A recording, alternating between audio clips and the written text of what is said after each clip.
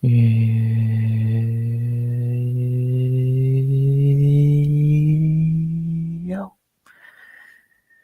yo, RX back with another stream. This time it is Tuesday night, which means the beginning of fight week, and much more than just that. We got UFC Vegas 114 fight week. I swear, more Vegas cards than that.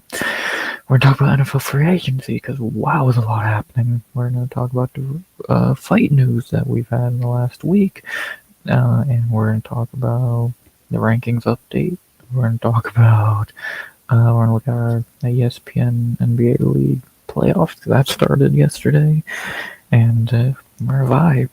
So a little bit early on a Tuesday night because I can. Again, I won't expect this every Tuesday and Thursday or did I go live early on Thursday? I don't even if I remember. If I can go live early, I will. And yeah, at least on Tuesday. Friday, Saturday. Do you mind? Friday, Saturday, and Sunday we'll see. More than likely it'll still be later, but at least Tuesday, a lot of time we'll be able to go this time. So there you go. So hope y'all are happy about that. Are you upset you'll have to talk about Gina Ronda? I really don't have to talk about that card right now. And actually, I've never been upset I had to talk about that card because that was the last stream I actually did. That was really fucking good view-wise. But yeah, I don't have anything to say about that. What am I going to talk about the Francis Ngannou fight added?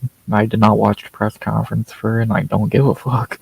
Two, yeah, I'll talk about the Ngannou fight for a minute, but that's about it, so. But that's just one of the many things we'll talk about. We have fights, football, basketball, fight news, rankings, everything in between to talk about on this early Tuesday night, which again, if I can keep doing it this early, trust me, I will. And let's party. Good to see you, Freezy, brother. Now let's get the screen share up, which, will take out my mic for 20 to 25 seconds. So, then maybe a little longer than that.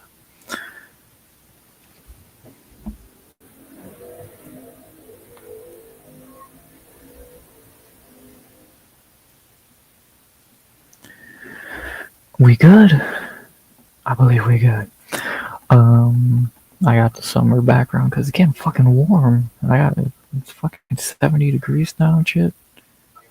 So, but that time of year is getting warmer shit, and sports is getting warmer. So let's talk about it. The first thing I want to talk about tonight is definitely breaking news that just broke. Were you disappointed with the White House card? To an extent. Definitely to an extent, which way I can show that real quick right here. To an extent, not completely, but I definitely can call it a bit of a disappointment. I'm not gonna call it a bad card. I never did. I'm not gonna call it a great card because it's not. It's a fine card. That's what it is. It's a perfectly 6 out of 10 fine card. This is an issue, and this is an issue. This, and this are all fine. So, 4 good fights, 2 really debatable ones. 6 fights is stupid. 6 out of 10 card. If you want to call it terrible, I think you're overhating. If you want to call it great, I think you're overreacting. It's fine. Could be better, should be better. Hopefully it doesn't get better, but if it's what we get on that night, it's fine. So, not really much else to say there. So, pretty basic. But, yeah, no. So, that's about that, and, yeah, I think that's, I'm trying to think if there's anything else I want to add. I've talked about it like 3 or 4 times now. Just not really much more I can think to add on this card. So it is what it is. So pretty much that's about that. So I wish it was better. Trust me, I do agree with that, but I think it could be worse. So hopefully it's a good card overall when it does happen. I guess that's the moral of the story in the end. That hopefully it's good when it does actually happen. And I'll talk about it a little more many times before ending it tonight. So. But I want to get to a piece of breaking news that broke right before I went live into the NFL. So if you don't care, sorry, but it's pretty fucking insane. The Ravens backed out the Max Crosby trade. Just because they could. Yeah, this just dropped 20 minutes ago with that. Fucking insane. They back out of the trade 5 days after it happened, if that. Wow. No reason given yet. Like, it's not. I don't think he failed a physical or anything. They just did not want to go through with it, which is insane. But what can you say? I guess. Wow. I when I don't really know what to, that's insane. So, and we're gonna talk about all the NFL free agency moves in a little bit. How fucking weird for Baltimore to do this, and now this is a loss for both sides. The Ravens don't get Max Crosby, and the Raiders now have to try and trade him again. So, wow, fucking crazy, and what more can you say? So, fucking can't say very insane, interesting. So, then again, I'll talk about the rest of the free agent moves we have had in a little bit, and yeah, that's not the only crazy thing that happened in the last 72 hours. So there's been a lot, and we're gonna talk about everything. And there's still crazy shit to still happen in the NFL, so we'll talk about that as well. But first, let's get back to some fight stuff. Beginning with the rankings, as we always do on Tuesday night, we begin with the rankings update, and I have not looked at these yet, so I've heard about them. I saw a few things, but I've not fully looked at them. Let's look together. Beginning with, I know the pound for pound changed. Charles Oliveira now in the pound for pound at number 12. Good, love to see it. A few random movements here. Max goes down to number 15. Okay. No idea why Ank and Jack Della are still ranked at all, but sure. And yeah, good to see Charlie back in the pound for pound. So love to see it. Then we got Suamabayev jumping 2 spots over Albazi to number 7. And now Brandon Moreno is down to 9. Damn. He pissed someone off in the rankings department because Brandon Moreno down to 9? Oof. So, crazy. Bantamweight O'Malley doesn't move up at all. That's a glitch. Raul Rosas and Farid Basharat get ranked. Montel Jackson moves up, so they took out Rob Font and... who was the other fighter they took out? Why am I blanking on it? Kyler Phillips, yeah. The Rob Font and Kyler Phillips out. Raul Rosas and Farid Basharat in. Deserved for Farid, not for Raul, but what can you do? And at least for guys like Rob and Kyler are gone, so I get to take pros and cons as you get them. Featherweight, Zalal jumps Arnold Allen, sure, for whatever fucking reason. Lightweight, Dan Hooker jumps Gamrot, why? Fiziev jumps Moicano, sure. I'm shocked Charles didn't move up to number 2, that's a bit shocking. Welterweight MVP jumps Colby. Middleweight Izzy goes up to 4, Kyle up to 5, Brown down to 6. That's kind of disrespectful. Fluffy down to 7. Gotta be fallen already. Robocop and Costa flip. Yeah.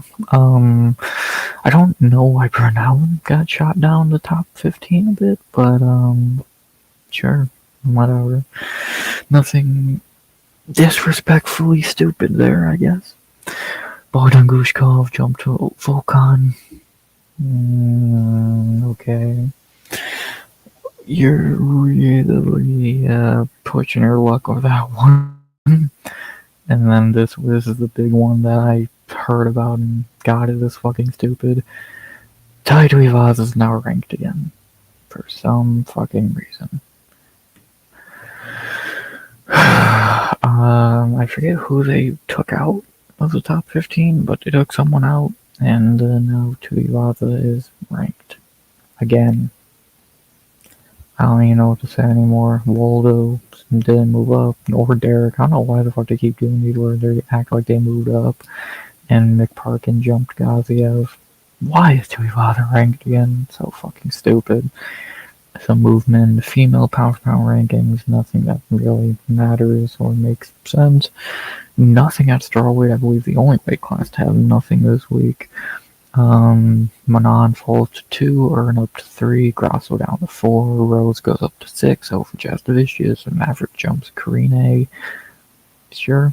And then the woman family have a few away. None of these fighters moved. No, Carol did jump shots on, but Eileen didn't go up at all. There's like 4 of these where they say they went up and then they didn't, so fucking dumb, but Hosa jumps Chasson.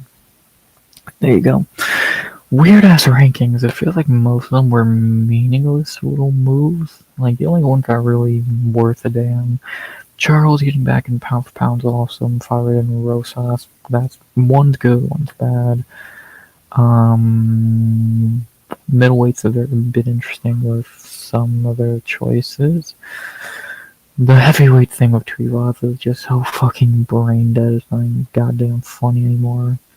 And the rest are kind of just minor moves that are not super important. So weird rankings update. Every weight class and ranking pretty much had an update outside of strawweight. Again, Wyatt Tuivasa ranked again, and yeah, very weird update. Some good, some bad, and some meaningless. So what more can you really say? So that's about that. Then to move on from the rankings to some fight news that we have had in over a week. Again, every Tuesday we look at the fight news we've had since last week, and we've had a lot. Not counting the White House news, we've had, let's see, 4, 5, 6, 7, 8, 9, 10, 11, 12 fights booked, almost a full card. Let's talk about it. Beginning with Charles Radtke versus Luis Enrique Souza. Don't know what Radtke did to piss anyone off and get a fight that easy, but cool. Layup for Radtke. Whatever. Then we got for 328 Clayton 328 Clayton Carpenter versus Jose Ochoa. Easy win for Ochoa to send Carpenter out to UFC. I don't know why there's a goddamn plane overhead. No. I love to see it. Next we got Ignacio Bahamondes stepping in to fight Tofik Musayev. Easy win for Ignacio against a guy who's just not looking like that good of a signing. Why is there a fucking helicopter overhead, man? You get mine? This is why I don't do shit during the day, man. This is why I don't do shit this early. Ignacio Bahamondes and Tofik. Easy win for Ignacio, stepping in at short notice for Seattle in a few weeks. Speaking of Seattle in a few weeks, a really good fight. Ricky Simon versus Adrian Yanez. Fun fight. Simone getting a hometown fight again. She's gonna get an easy win here because this fight's about 4 years after Yanez would actually beat Simone. So yeah, it's a good fight. I had much needed for that card, and should be fun. And then we got Abdurrahman Yakiayev versus Brunson Ribeiro. If Yakiayev is anything outside of minus 5,000, it's disrespectful. Then we got a banger between Monto Jackson and Ione Barcelos. More than deserved. Good to see Ione finally getting a top 15 shot. And he should win. Monto is kind of not good, and Ione is kind of really good. So Apparently should finally be getting ranked. We end this page with Nadim Sadikov versus Marquel Medeiros for the Miami card. Fine fight. Nadim is gonna win. Should win. Medeiros is not a great prospect at all. Yeah, should be a good bounce back for Nazim. Then we move up to one of the actually two really big fights booked here, beginning with Norma Dumont versus Jocelyn Edwards. Yana Santos pulled out, Jocelyn Edwards stepped in, and now that fight is very intriguing. Winner could easily get a title shot, so probably should have called Eileen to step in, but apparently she somehow injured herself, laying on Chasson for 10 minutes, and now we got Norma and Jocelyn, so very interesting fight there, and should be a good one. Then the last one before we have the White House news, and it's another big fight, Waldo Cortez Acosta versus Alexander Volkov for 328. Banger. Obviously the clear fight to make, winner gets a title shot. That's a great fight. Sucks to see one of them lose, but that's gonna be a banger. I'm excited. Clear right fight to make, and let's do it. That's gonna be awesome. So nice. Hopefully we get 328's main event soon because we don't have it. I'll skip past the White House fights because I've talked about them so many goddamn times. It's not even funny. So no really point to go into them again already. I just talked about them a few minutes ago. I'll probably talk about them again tonight, if not many more times beforehand. So couldn't look past that. And we got the final three, all pretty bad fights to end this slate. Beginning with Lando Venata versus Darius Flowers. Yes, you heard that right. Groovy Lando is still in the UFC, and he is back. The legend who fought Tony Ferguson. He is still signed after 3 years away against Darius Flowers, who was cut and got re-signed for some reason. So, yeah, that's an Apex fight, alright. And then speaking of Apex fights, Alan Fry versus Max Jimenez. You can't see, but I rolled very badly there. What the fuck is this? Like, truly, what the fuck is this fight? This is why heavyweight's in the damn state that it's in. Because you're doing garbage like this. So, fucking pathetic. And then lastly, the most recent fight booked as of right now is Marcin Tybura versus some random debuting guy from Bellator. Walter Walker sadly pulled out, and now Tybura gets a layup versus some rando dude no one's ever seen. So, sweet. Not really much to say. They're very whimper no to end on as a knot. And, yeah, there you go. So, outside looking past the White House card, a few good fights there. Ignacio Bahamondes is always great. Ricky Simone Yanez, Ione, Waldo and Volkov, Norman Edwards. That's all pretty good. That is all pretty solid. These last three are some of the most pathetic fights I've ever goddamn seen in my life, but meh. And there you go. So not a lot more to really say there. Some good and some good, some bad, and some real damn fucking ugly.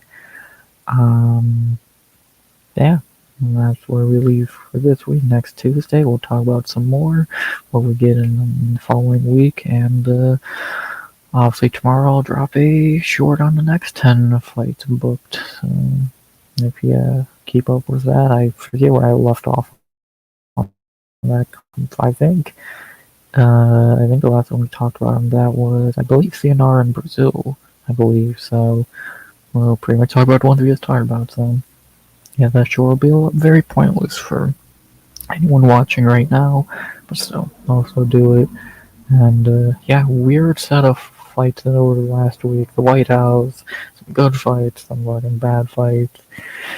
UFC is doing a lot of shit right now. Good, bad, different, and weird. So I think that's a good consolation prize for everything we just talked about. So, with that out of the way now, let's move on to our other sports. Of course, we will end the night talking about this card, breaking it down, and talking about it, but I want to talk about some other sports right now because there's a lot going on. We are not just talking about MMA here on stream. We talk about everything that I enjoy. One of those things is football. And right now is one of the best parts of the NFL season, free agency. So a lot has happened since it started yesterday, and we already talked about the crazy Max Crosby bullshit. Traded and then backed out and whatever the fuck. So that's not much more to talk about, and there's probably more shit going on right now as we speak. But whatever this site has on is what we're going to talk about, and we'll talk about it more on Friday. So let's see how free agency is opening up. We'll begin with the AFC East, I guess, because that's the first one. I can't really pick which one is first, but that's the case, I guess. So, beginning with the Bills, and the really only thing they've done is get DJ Moore, which we already talked about that a week ago when it happened. Not really much else for Buffalo outside of that. Very small moves, either re-signing players or signing some random shitty quarterback. Because outside of that, they've done nothing. So, not really a great start to the free agency for them. They just need to get out of their own goddamn way after a while, but we'll see if they ever can do that. Again, DJ Moore helps them. That was an interesting trade and pick up, and now they got to build on top of that. Need a little more defense. And try not to piss Josh Allen off. So, not very much for Buffalo to do. Again, DJ Moore was good. And that's about that. So, moving down to another team in the division that actually has done a bit for themselves. The Miami Dolphins getting Malik Willis, cutting to a Tagovailoa, smart upgrade from like a motherfucker. And they signed Zane Gonzalez, a decent kicker. So, not bad. Not bad to get rid of Tua, finally, that fucking joke, and to get Malik Willis, who is pretty good, and probably the best free agent quarterback available. Got a kicker, wherever that's worth. Not bad.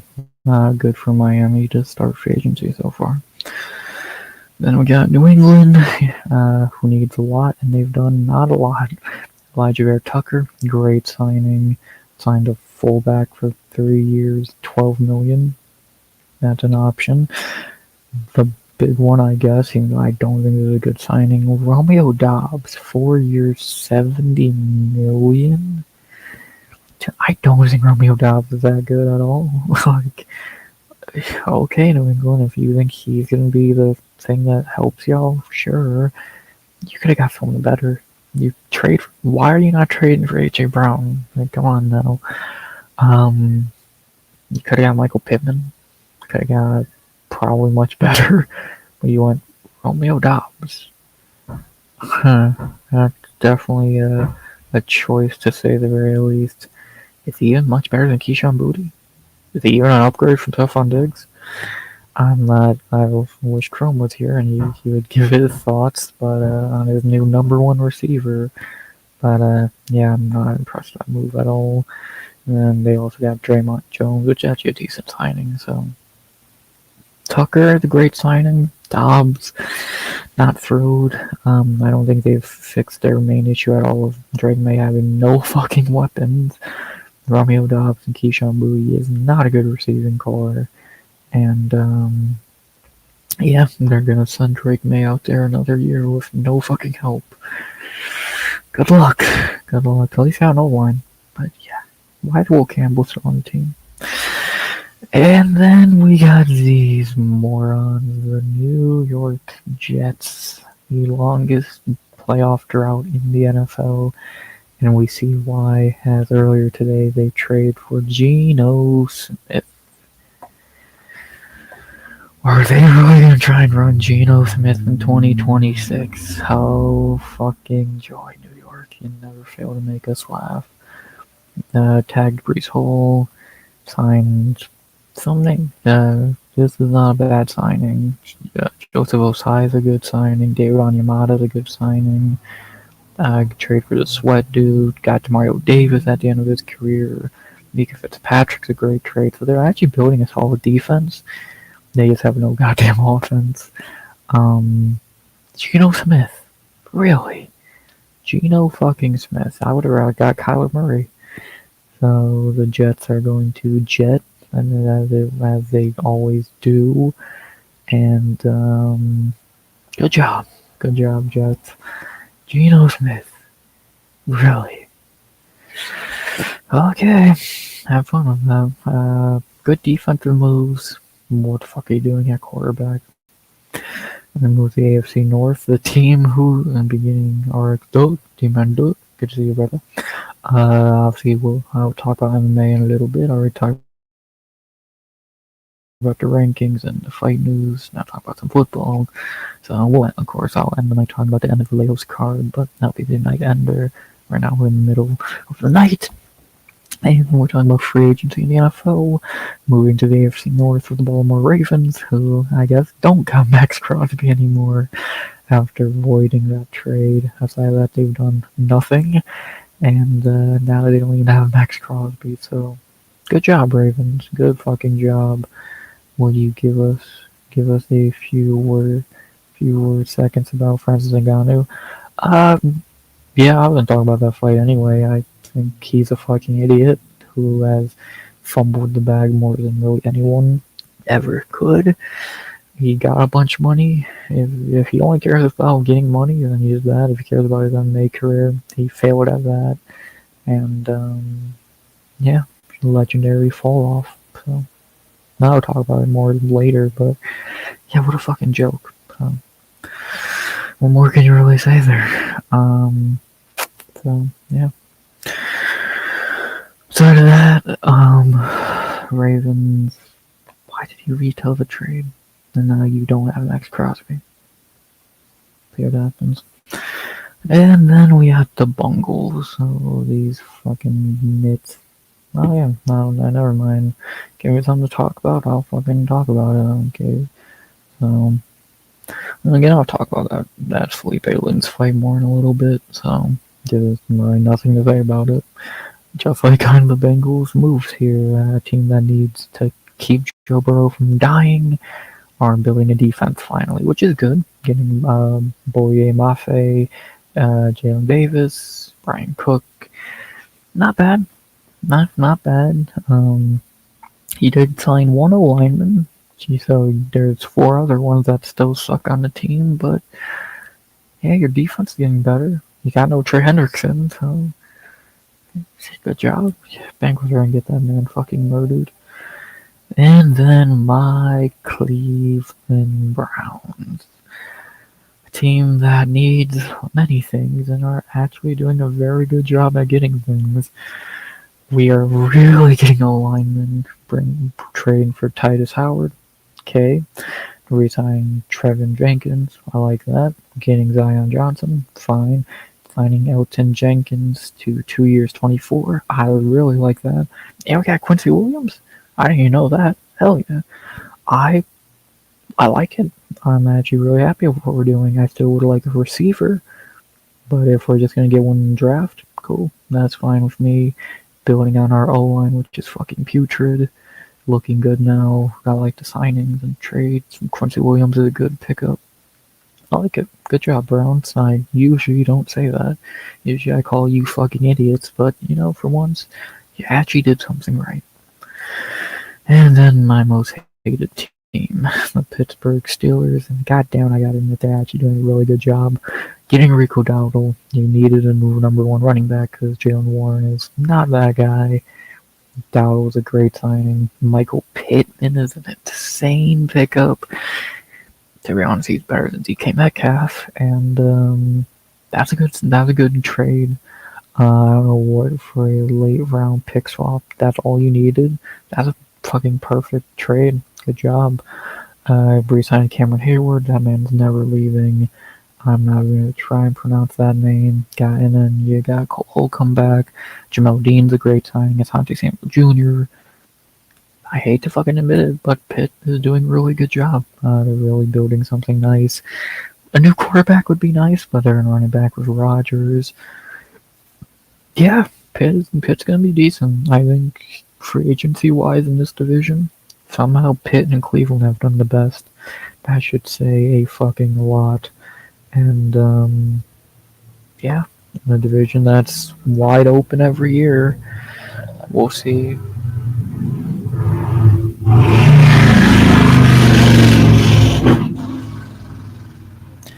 See why I don't go live this early.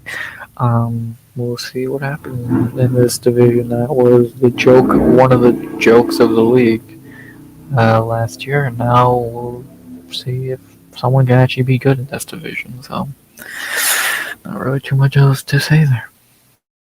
2 divisions down, and many more to go. And next we get the AFC South. We're beginning with Houston, who needs a lot, and they are getting a lot. Trading for David Montgomery was genius. You needed a running back.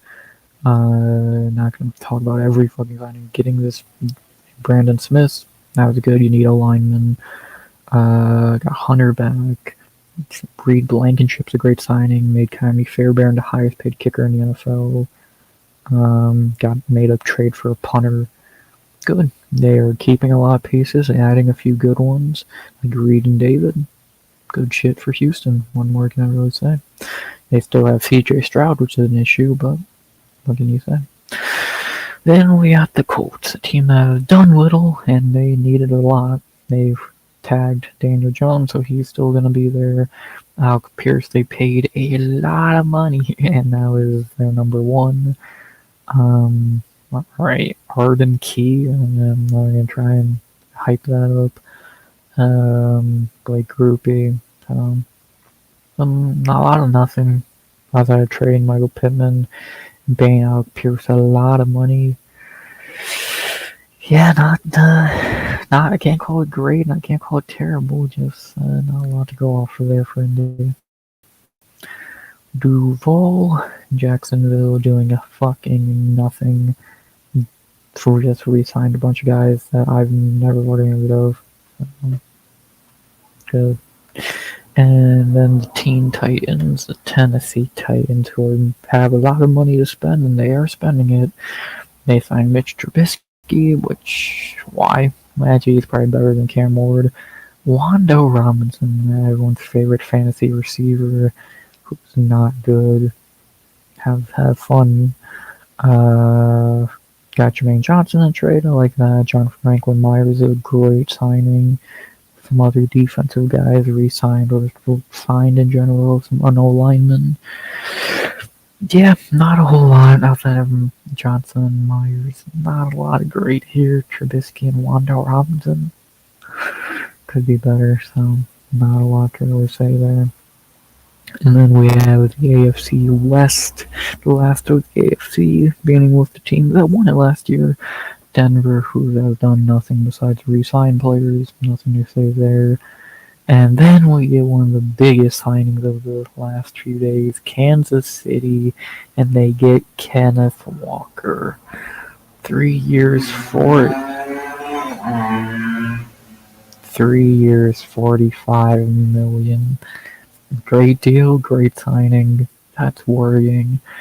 Got Louis Gillen as well as a decent signing, so good job, Casey. Not as much as I hate to admit it. Good job, Casey. They made K9 has completely saved their fucking season now, and see what happens. So, great signing. I don't know how anyone could not agree there. Then we got the number one pick in the draft, Las Vegas Raiders, who have done a lot. Jalen Naylor at receiver. He paid him 3 years, $35 million. That's kind of an overpay for a guy who's like the number 4.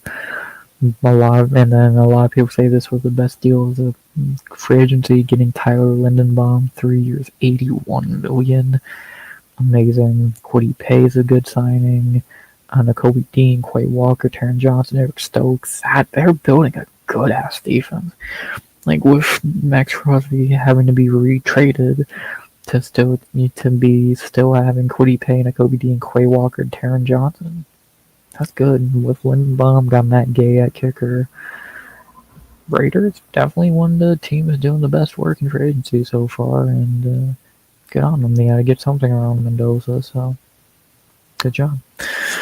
And then the last team in the AFC is the Chargers, who are doing not a whole lot.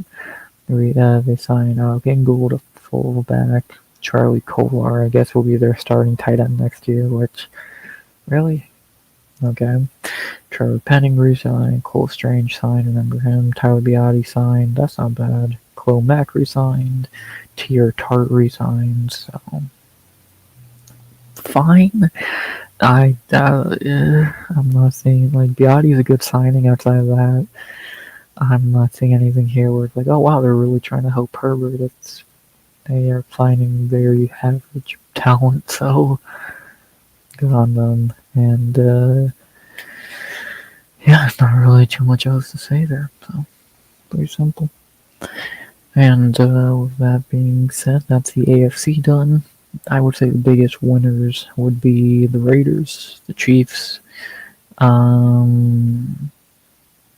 Let's see, Raiders, Chiefs. I think Pitt is giant winners. Pittsburgh, and I would say those are probably the three biggest winners of the AFC so far in free agency. Is the Raiders, the Chiefs, and the Steelers. I think they're all making great moves. And at the same time, Raiders are kind of losers because now they got to trade Max Crosby again. Obviously, there's losers like Jacksonville for doing nothing, and fucking Cincinnati doing nothing. Important. Denver has done nothing. I don't think the Titans haven't made any great moves. Indy's done very little helpful. So they got, I guess, Baltimore with not doing the Crosby trade. So I don't know, weird AFC moves, a few good, a few bad, and it's gonna be interesting. And then we move to the NFC, beginning with, of course, we gotta begin with these dickheads, the Cowboys, a team who have done very little in the last few days, outside of trading for Sean Gary, a guy most people don't even think is any good. Jalen Thompson's a fine signing. Brought back Brandon Aubrey, their best player. Kept Javonte and George Pickens. Cool. You still got no defense, really, but, better than nothing, I guess. Still going to be pretty decent. Yeah, Pickens, Javonte, CD. Yeah, fine. Didn't have to do a lot. Brought back who was important. Got made a pointless trade. Why not sign Trey Hendrickson? There you go. And we got the Giants, the other New York team, who is doing less than the Jets and still might be doing better. Signed Patrick Rashad, the fullback. Sure, Isaiah Likely, new number one tight end there. You'll love to see it. He's really good. Tremaine Edmonds and Greg Newsome are good signings. Yeah, good job, New York. Doing bare minimum. Getting a few nice pieces like Likely, Edmonds, and Newsome. Sure, not going to win you anything, but a good foundation. And then a team who's just getting fucking ransacked every chance they get. The Eagles, who have done three things: signed a tight end no one's ever heard of, re-signed Jordan Davis, and just signed Malik Woolen earlier today.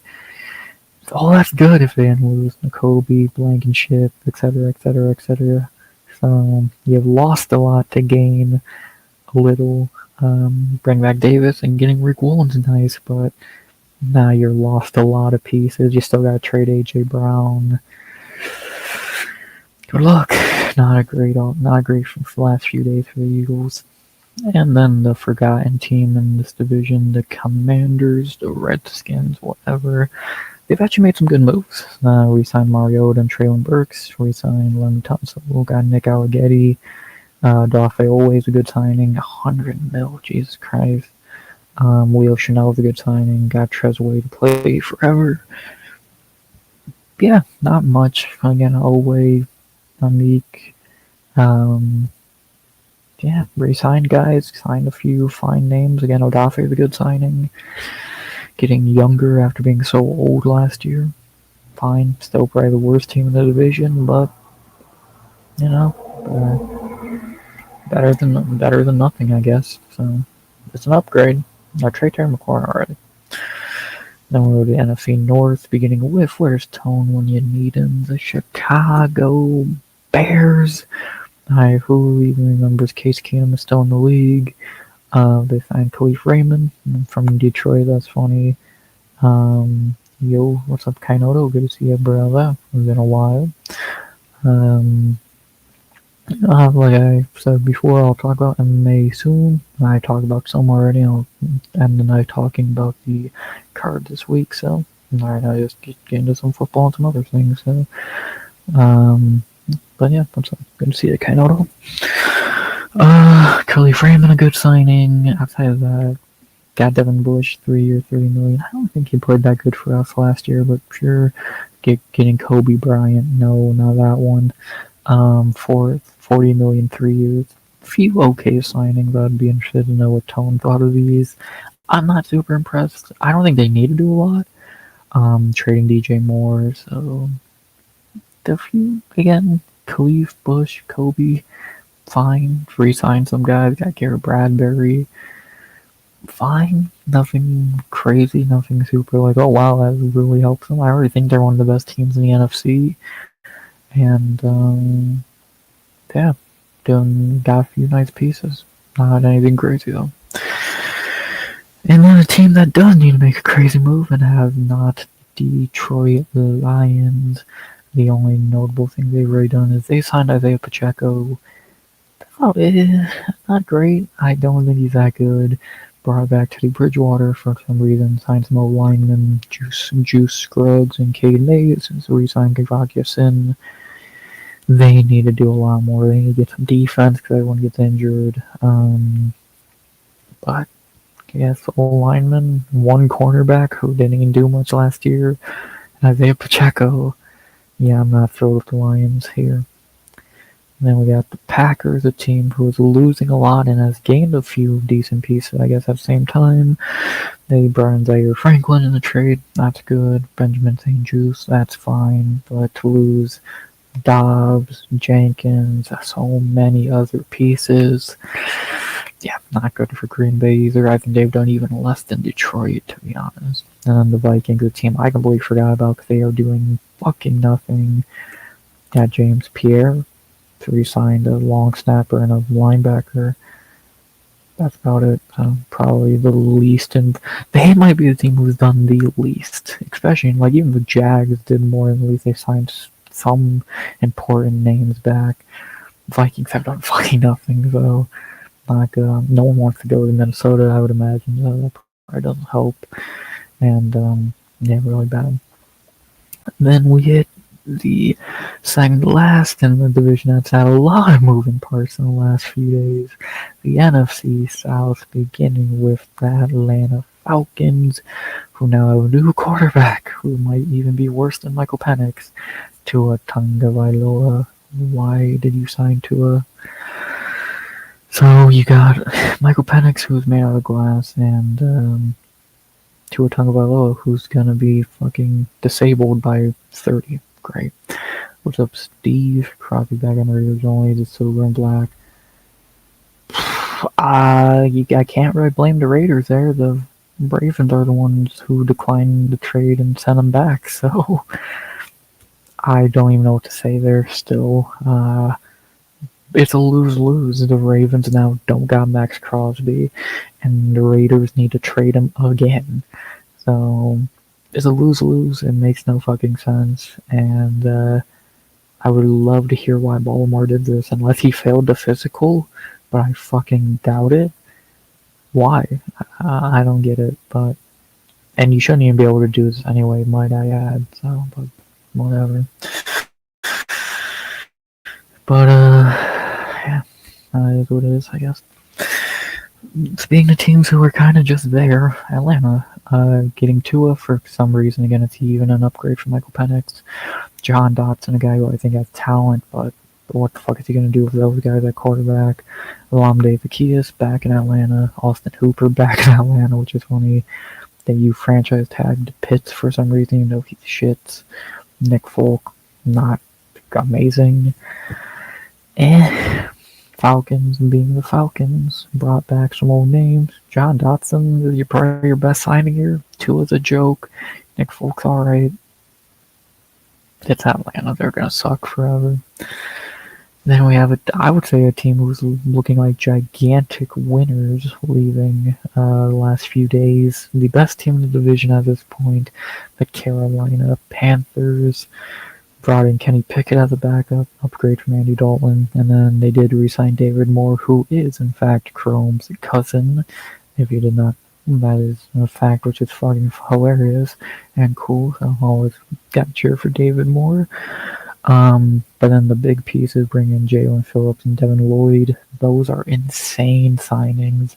Two of the best defensive players on the market. Jalen Phillips looked great in Philly and Miami, now in Carolina. Devin Lloyd, probably maybe the best player on the Jag last year, now in Carolina. That their defense, that's super fucking strong. Two of the best fucking signings of free agency so far, and great, amazing. They Simmons is still in the league, and some other pieces, but yeah, obviously these are the two big ones. Good job out Carolina, A+ easily. I'm not gonna grade. Actually, I could go downgrade everyone, but I'm not gonna do that until I'll probably do that after free agency till everything's over because it's too early now. But I can already say Carolina gets an A+. This is whatever. Cool. This is insane. Two of the best players on the market. 4 years, 120. 3 years, 45. Good shit. And what more can I say?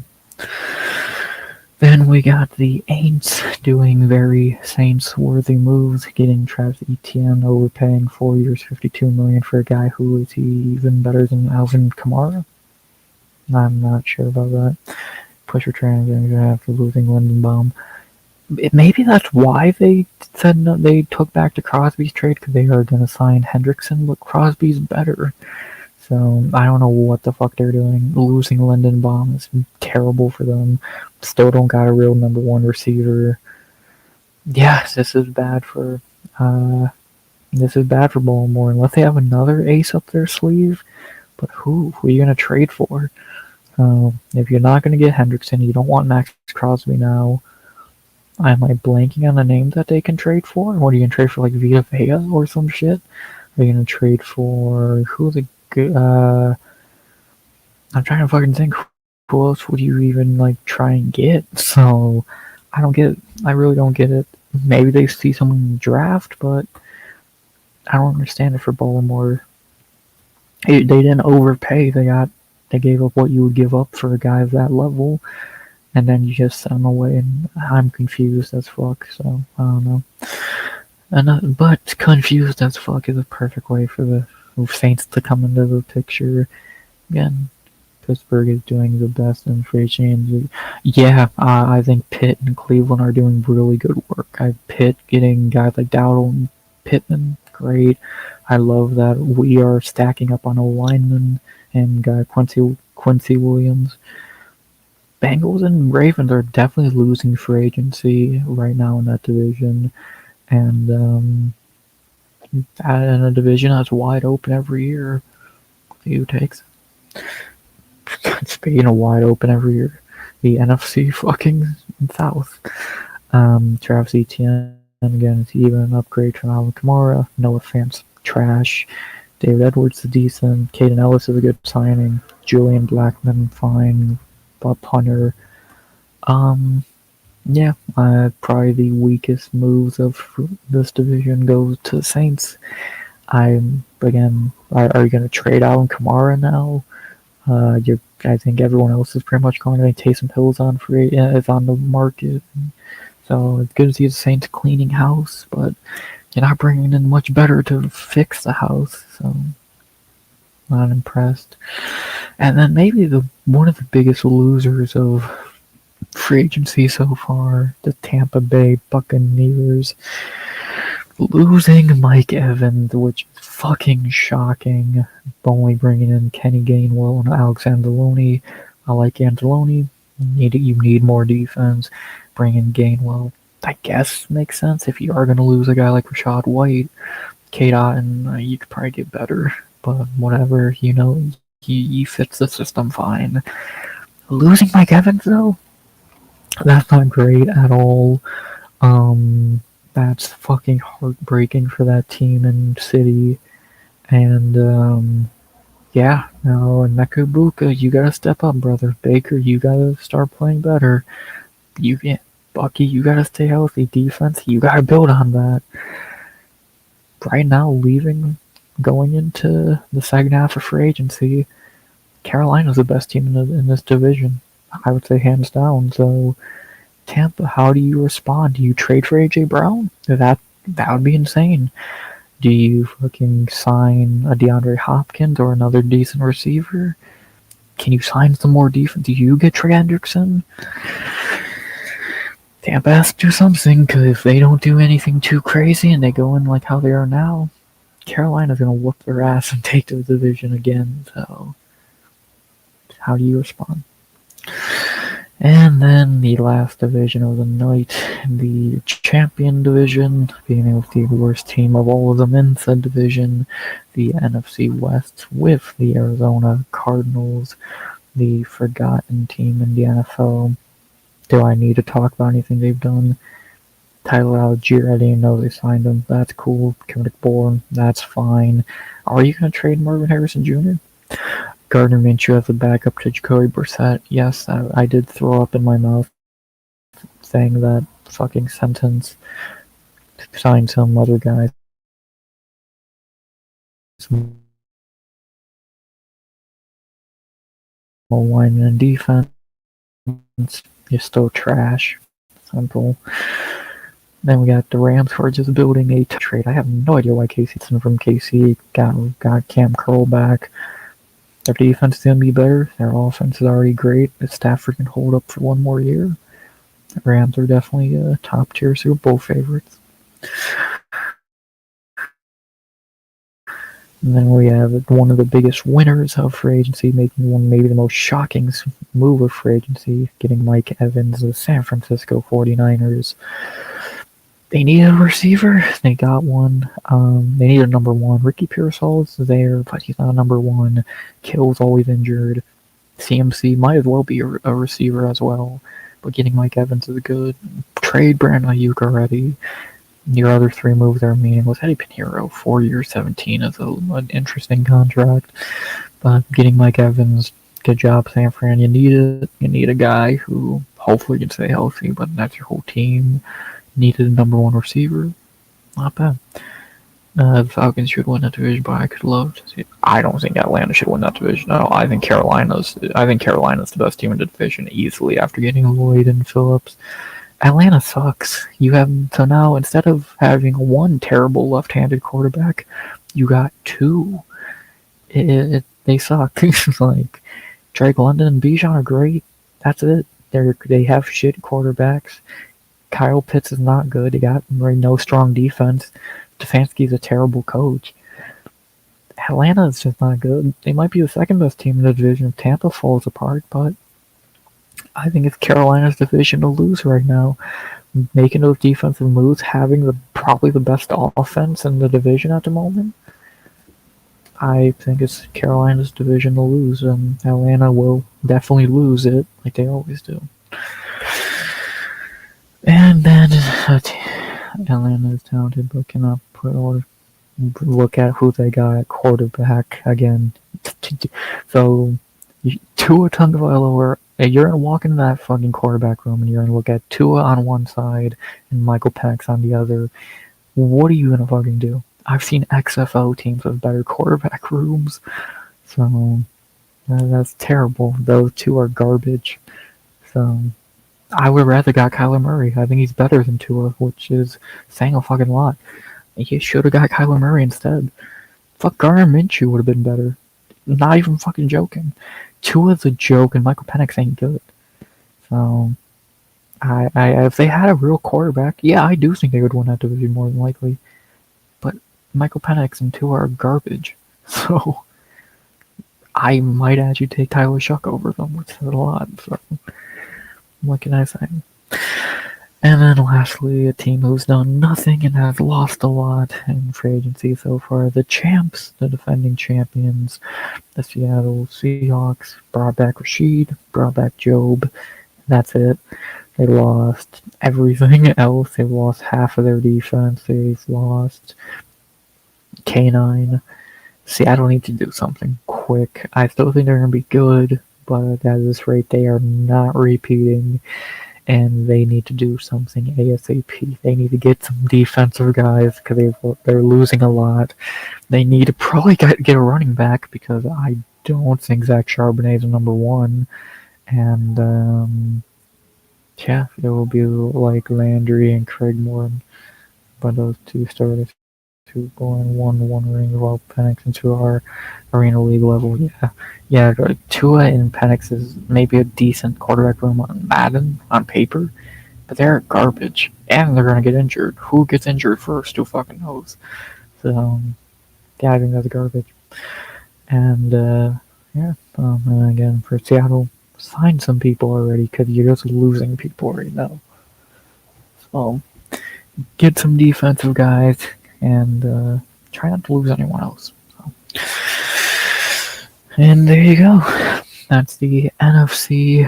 I would say the biggest winners of the NFC as of right now. San Fran for sure. The Rams are doing great. Carolina, I think, are gigantic winners. Outside of that, the NFC North is just kind of all losers. Yeah, I'd probably say the three biggest winners of the NFC so far are Carolina, the Rams, and the Niners. The biggest losers, Seattle, are losing a lot of people. Tampa, obviously. Minnesota for doing nothing. The whole NFC North are borderline losers for just not doing a lot right now. The Eagles for losing a lot of pieces. So definitely winners and losers here.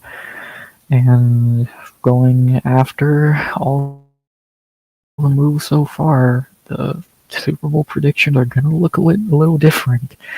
But there's still a lot of dominoes left to fall. Max Crosby, A.J. Brown, Trey Hendrickson. That's just a few off the top of my head. Terry McLaurin, maybe. Whoever the fuck else might get moved.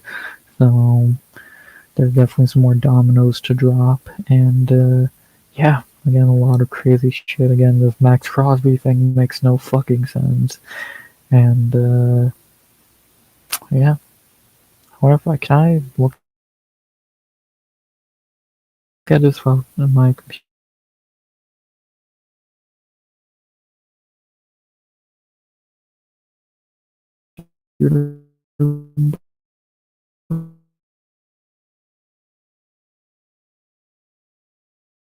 Break.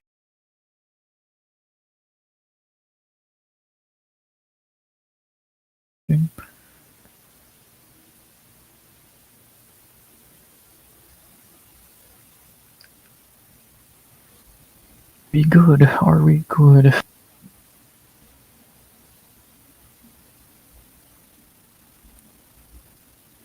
That's why I don't try and change tabs on stream, even if it's minute.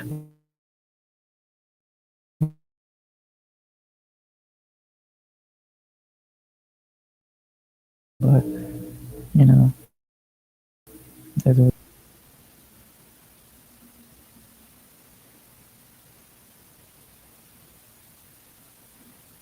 so, are we back? Are we all good?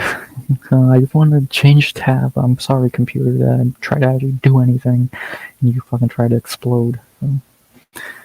But yeah, these are the best available guys still on the board going into. I don't know if any news has dropped since I went live, but hopefully not. Kyler Murray, Trey Hendrickson, Rashad Walker. Yeah, we're really falling short now. But this dude just signs. I don't know why he's still on here. Juwan Jennings, Wyatt Teller. Calais Campaign, he retiring. Joey Bosa, Kirk Cousins, Bradley Chubb, AJ Epinesa, Stephon Diggs, Aaron Rodgers, Deebo Samuel, Hassan Reddick, he's still in the league. Rashad White, Dallas Goedert, didn't he just resign? Cam Jordan, Kevin Byard, Darren Waller, Trayvon Diggs, David Njoku. I'm really intrigued to see where that fucking clown goes. Calvin Austin, Kobe Durant, Kyle Van Noy, Jimmy G still in the fucking league. Decker, CJ, Clowney, Joseph Day. So there's some good players still available. Then we'll see where. And now Max Crosby's available again.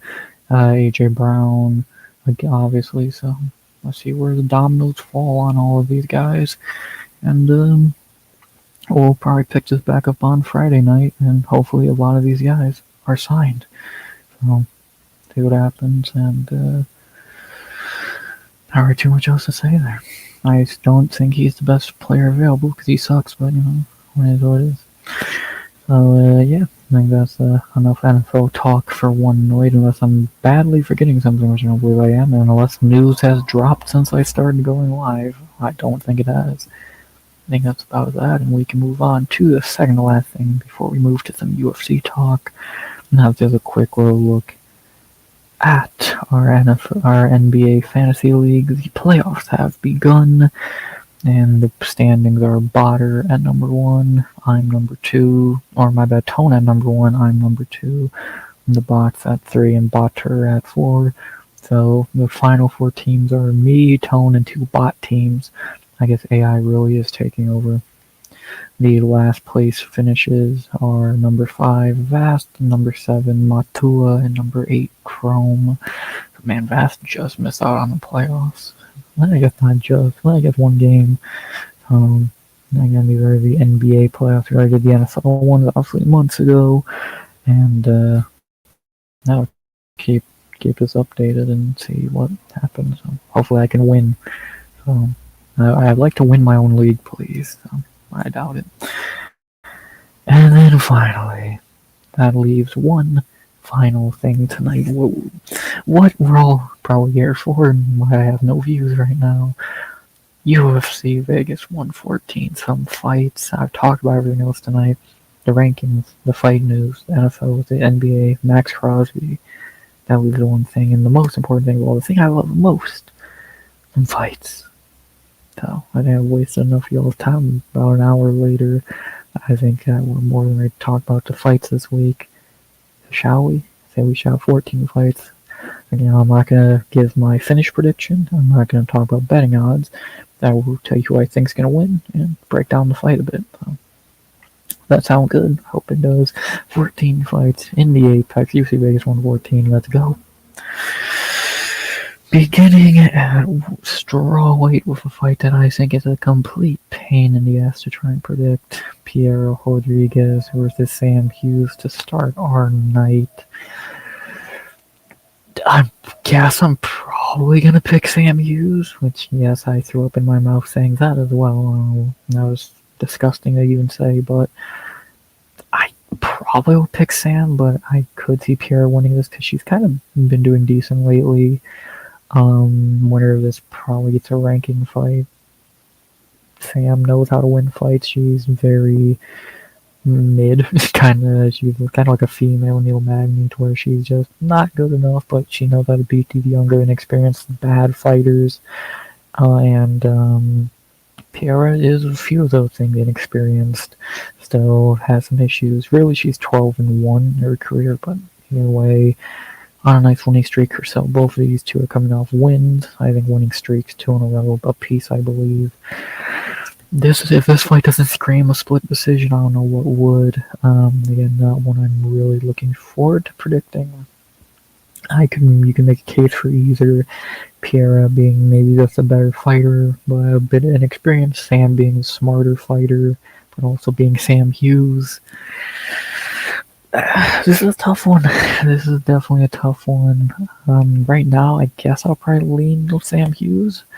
I do have to make a pick, which sucks, but probably will go Sam Hughes, but Yeah, I'm not confident either side. I think you can flip a coin and pick that as well. And yeah, not looking forward to that one. In terms of picking, I actually don't think that's a bad fight at all. But yeah, just not one I'm like, oh boy, I gotta pick Pierre Rodriguez or Sam Hughes. So, oh joy. But I guess I'll probably lean Sam there as much as I really don't want to. Then we have a banger in our second fight of the night that should be on the main card. A great fight at bantamweight, a cool prospect battle that probably could have waited a little longer before you did this fight, but I don't care. It's a great fight. We have Elijah Smith versus Su Young Yu. Very good fight here. Elijah Smith coming off the knockout of the year last year, in my opinion. That powerbomb, phenomenal prospect. He's really good. Su Young Yu, undefeated in UFC so far, coming off road to UFC where he looked good and did his thing. He looks very good. This is a good fight. This is a very good fight. Glad I am going to go Elijah Smith here. I do think he's better. I don't really know why they're trying to kill off Su Young Yu already, since he's done nothing wrong. He's won fights and looked fine doing it. But, you know, I guess it is what it is. Get Elijah Smith his best one of his career so far and a step up. And, yeah, this should be a good fight. Look, I guess Su Young could win because he is a decent fighter, but I don't think he's going to. I think Elijah Smith will take this one because he is very good. And, yeah, give me Elijah Smith here. Good fight, very good fight, good prospect battle. And, yeah, give me Elijah, one of the best in the division, prospect-wise, coming off the knockout of the year.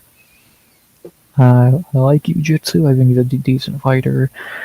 Don't think he's going to win this one. And, either way, a very good fight.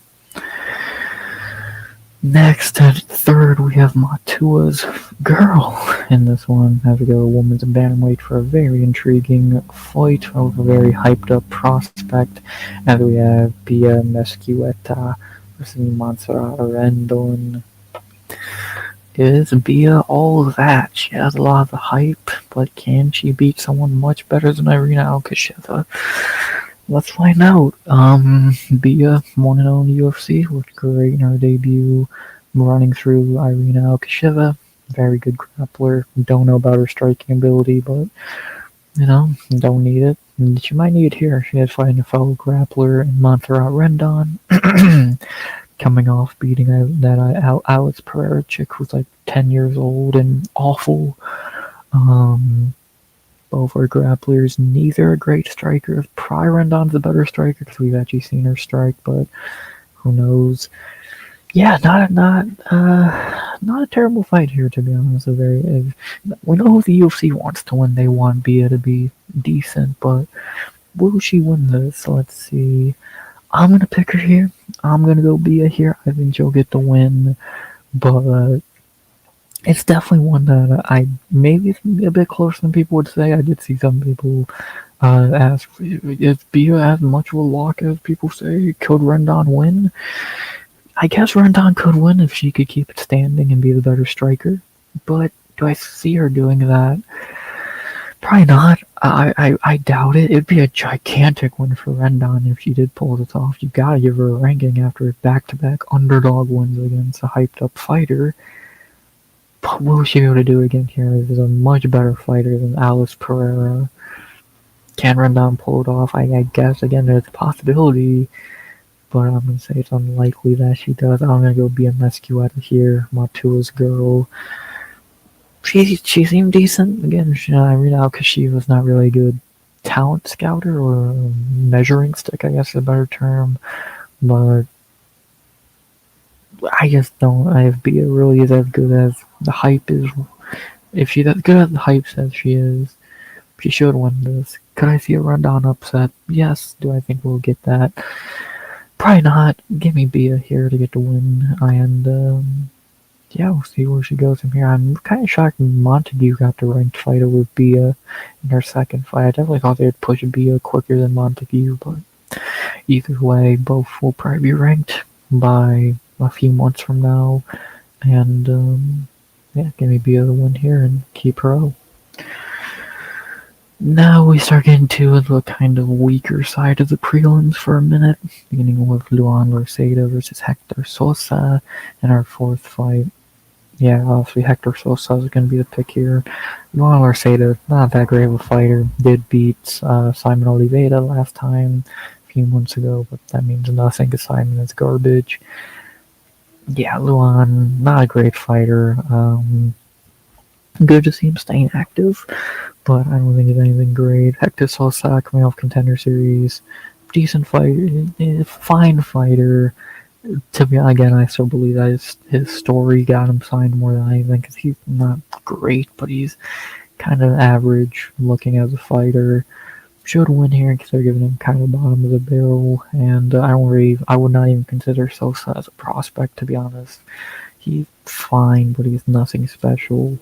And yeah, he should win this pretty soundly. Luan's not very good, and Sosa should get the win here. So give me Hector Sosa here pretty easily.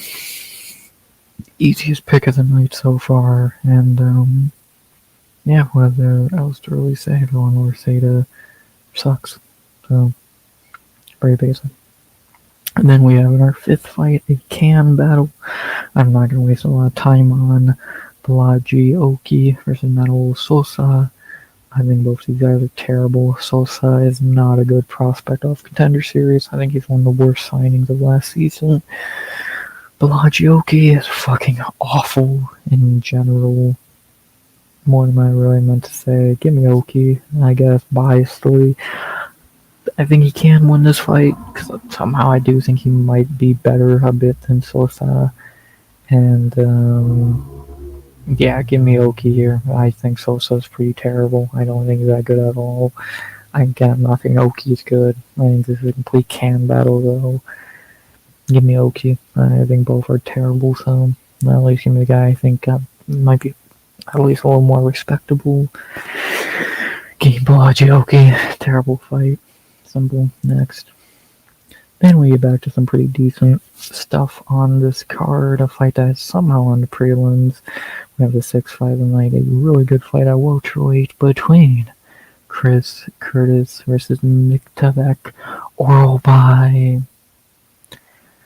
Very good fight here. Obviously going Oralbai for numerous reasons. A, he's going to win this fight, and B, Chris Curtis is a bitch.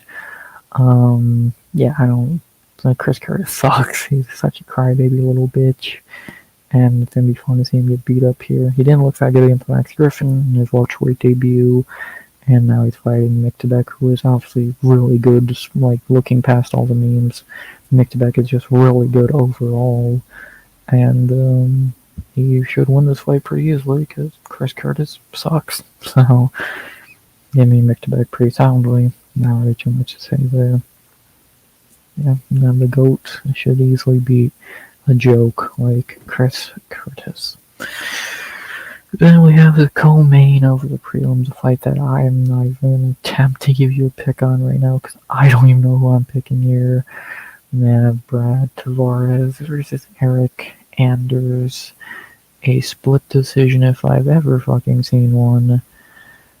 I don't fucking know who to pick here. Brad Tavares coming off maybe the worst parts of his career against Robert Brychek. Eric Anders coming off getting smashed by fucking COD. I don't want to pick either side of the coin here, to be honest. Both are pretty fucking washed and old. I have no idea. I truly... Probably Eric Anders, I guess, be the better pick here, I think. Even though I'm not sure. Again, Tavares is just really, really weird to talk about after that Brychek fight, because how do you get smoked by Robert Brychek? Like, even as terrible as I think COD is, even he is better, and at least Anders lost to him. And now who the fuck are you gonna pick? This is a weird time to do this fight. I guess Eric Anders is the pick here. Not super confident in that, but as of right now, that kind of feels like the pick to go with here. Again, I don't trust either Brad coming off the worst showing of his career against Eric, who is old. Your boy, yeah, not a great fight. Truly not. Not an easy one to predict. I would say probably the hardest one on the card to predict. I guess Eric Anders. I don't know another way to put it. Could change. Not confident in that. I guess Eric Anders. Yeah, he looked. At least he lost to someone decently, kind of.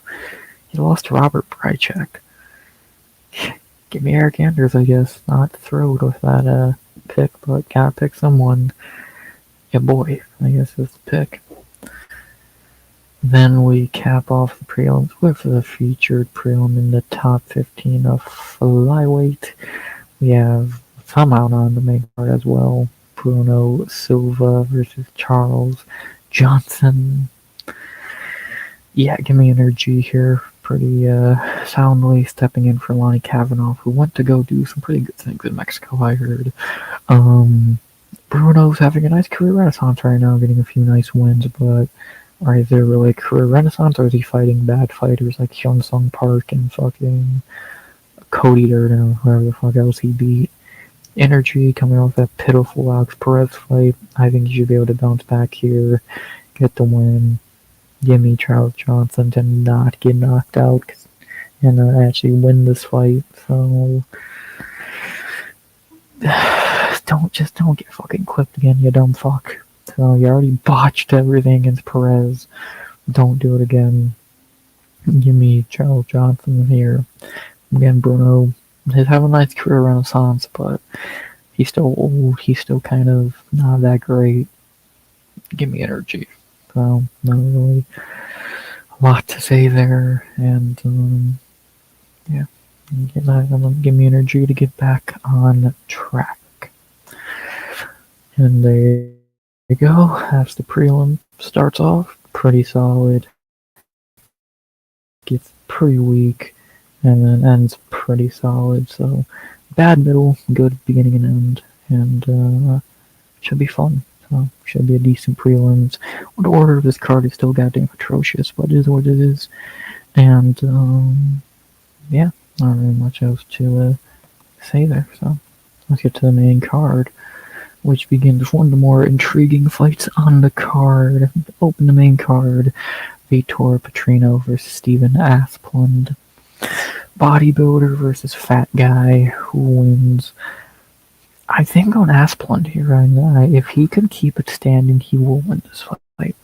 Petrino is not terrible. He's not great. He is better at heavyweight. More everyone around him is worse, one or the other. But I just think Steven's a bit better. I think he's better on feet, and if he can keep it standing, he should win. Truly. I just think Asplund's the better fighter here. If unless he has no grappling and he just gets taken out and submitted, fine. If he can keep standing, I think his cardio is better. I think his striking is better. Give me Steven Asplund. Could Petrino again just take him down and submit him? Sure. But will he? I don't think so. I really don't. I think Steven's good, man. I know he's a meme, but I also think he's a good meme. And give me Steven Asplund here. And again, if he can stop the takedown and keep it standing, the fat guy will beat the bodybuilder. And it will be a hilarious fucking sight to see. I think that's what we're gonna see. So let's see it. Give me Asplund to begin the main card. Then we have, in the fight that has no business being this high on the card, Marwan Rahiki versus Harry Hardwick. Easy win for Marwan Rahiki. Harry Hardwick's garbage. Him and George Hardwick are both fucking atrocious fighters. Two of the worst brothers I've ever seen in the sport. I'm not even that high on Rahiki. I think he's pretty terrible in his own right, but he should win this fight easily. He's much fucking better. And he should win this fight. So give me for Hiki to get the win here pretty soundly. Hardwick sucks. Simple. Then we got a banger in the third fight of the main card. That either way, a finish is guaranteed here. And we have Andre Fili versus Jose Delgado. What a good fucking fight here. Andre Fili is still really good at this age and still winning fights and is solid. Jose Delgado, one of the best unranked guys in the division. They should be a banger. Someone's getting knocked out. Sadly, I think it's going to be Andre Fili. I'm going Jose Delgado here. I don't see how Andre Fili's chin is going to hold up against Jose Delgado. I just don't like able to hold up against a guy like C-Rod, who's garbage and whatever. But yeah, I don't see how he's going to hold up against Delgado. Delgado is well-rounded. He's very good. So is Fili. But Fili's older, and his chin is kind of shot. So I just really don't think he's going to be able to survive this fight. Give me Jose Delgado. As much as I would always love to see Andre Fili win, I don't see it happening here. So give me Delgado to get the win. And sadly, I think we're going to see Andre Fili knock the fuck out here. So sad. And then we have a piss break, because why the fuck is this on the main card? Omar Sy versus Bianco Tilava. Garbage. Give me Psy, I guess. I don't give a fuck. You don't care. I don't care. Why is this on that main card? Like, did they think the Apex was in goddamn France this week? No one cares about this fight. Psy's been exposed. Kutilava sucks. This fight's a joke. Then we have a co-main event of the evening. I'm still amazed that this is actually the co-main one it actually deserves to be. Thank you. We have in the co-main event of the evening a fight I broke down months ago when it was meant to happen. I have the same pick here. We have Amanda Lemos versus Jillian Robertson. Give me Joe Rob. Same pick I had the first time will be the same pick I have this time. Lemos is old. And her kryptonite has always been grappling. Guess who you're fighting? One of the best grapplers in the division. Give me Joe Rob. Should win this fight. Will lock herself a top 5 spot and get closer to a title fight. Lemos is probably around retirement at this point. Again, her grappling is just terrible. And unless there's a world where she can somehow keep it standing, she's going to get beat up here. So, yeah, not really much to say. Give me Robertson pretty easily. And, yeah, same pick as before. Now let's not have this fight canceled on Wayne Day this time. And then finally, the main event of the evening. A fucking sacrifice, if we've ever seen one. We have, I still, this is just crazy booking.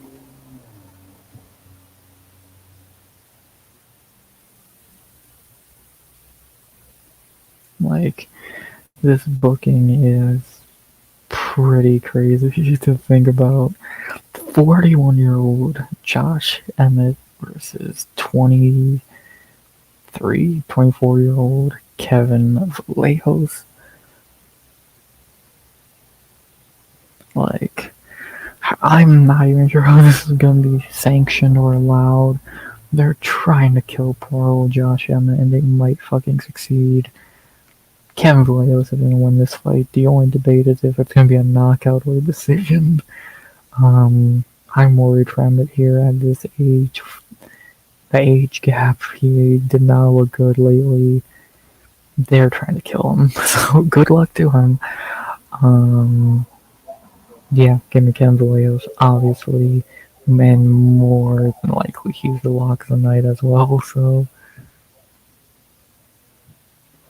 more than, I'm trying, like, I didn't even think about the lock of the night for the card yet, but more than likely it's going to be Kevin Vallejos, because I don't see how he loses this fight. I don't think Emma's going to be able to knock him out. He's not going to be better over 15 minutes, so, or 25 minutes, my bad. But Kevin should win this fight. I just don't see how Emmett would win this fight. He's going to get his brains beaten to retirement. Give me Kevin Vallejos, no shit, to end the night. and that'll probably be the lock of the night. So, boom. There you go. Yeah, it's I still think it's a decent card. There's a few duds, and I think the order is fucking atrocious. But if the order was better, I don't see how anyone would call this card bad. It's solid, some good fights on it, and it's good for an Apex card, man. It really is strong for an Apex card. I'm looking forward to it, and yeah, those are my early picks for it. Two of them could easily change. The rest are gonna be what I said they would be, and yeah, should be a good card. Should be a fun card. Hope I do good on picks on it after last week, and we'll see what happens. So should be interesting. Should be a fun card to bounce back after wherever the fuck 326 was, and yeah, I'm excited. So not really too much else to say there. And with that being said, the only other thing I was saying, we talked about earlier, I'll talk about again the Francis Ngannou fight both against Felipe Lins to co-main the Ronda and Gina card. Fucking pathetic, to be honest. How the mighty have fucking fallen. The man who could have stayed in the UFC and been top 5 right now, and all that is now gone and fighting on Netflix against tomato cans and co-maining to Ronda and Gina. Good job. You stole PFL's money. You got your ass beat in boxing. Now you're on Netflix beating up tomato can. Good job, Francis. Good fucking job. What more can I say? He fumbled his career like no other, unless he doesn't care about his career and he just wanted money. And he did a great fucking job. But if you had to care about your MMA career and you threw it all away, you dumb fuck. So, there you go.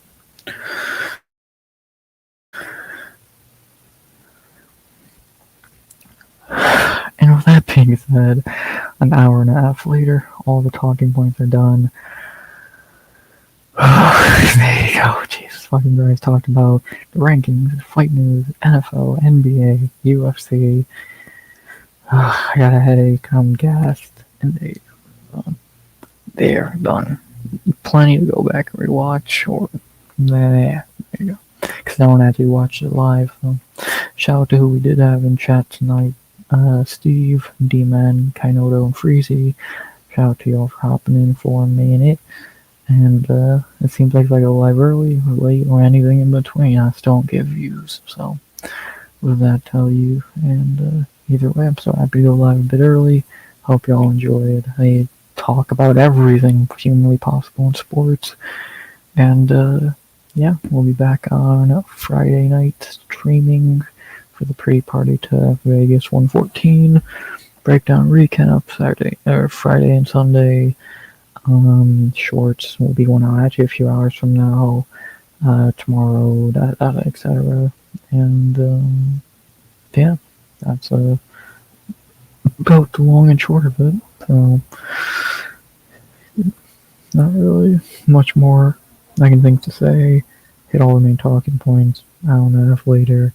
Hope y'all enjoyed. And again, it seems like even if I go live early, still no one watches. So what does that tell you? And aside of that, the only thing left to say is I hope you enjoyed the stream. Please like, comment, subscribe, tune, and it'll go by the end of 2026.